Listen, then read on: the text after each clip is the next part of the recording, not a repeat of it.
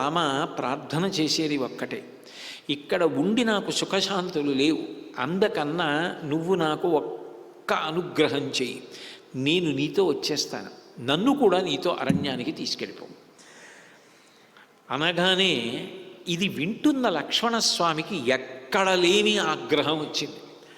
ఏమిటన్నయ్యా, 60,000 సంవత్సరాల వయస్సులో యవ్వనంలో ఉన్న భార్యతో కులుకుతూ ఆమె కోరుకుందని రాత్రికి రాత్రి నిర్ణయాన్ని మార్చి 2 వరాలు ఎప్పుడో మనం పుట్టనప్పుడు భార్యకి ఇచ్చానని మిషపెట్టి నీకు రాజ్యం ఇవ్వకుండా భరతుడికి పట్టాభిషేకం చేయడానికి ఇది నాన్నగారి సొత్త.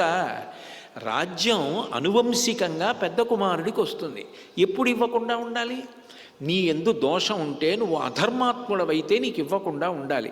శత్రువుల చేత దుష్టుల చేతనైనా నువ్వు దుర్మార్గుడవని అనిపించు, నిన్ను అనేవాళ్ళు ఉండరు.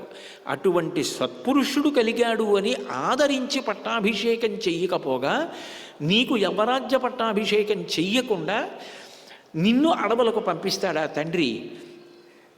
పైగా భరతుడికి యవ్వరాజ్య పట్టాభిషేకం చేస్తాడా? భరతుడు రాజ్యం స్వీకరిస్తాడా? కైకమ్మ రాజమాత అవుతుందా? కౌసల్యామాత ఇంత కష్టపడుతుందా? భరతస్యాధపక్ష్యోవా యోవాస్య హితమిచ్చతి సర్వే నేతాన్ వధిష్యామి మృదుర్హి పరిభూయతే.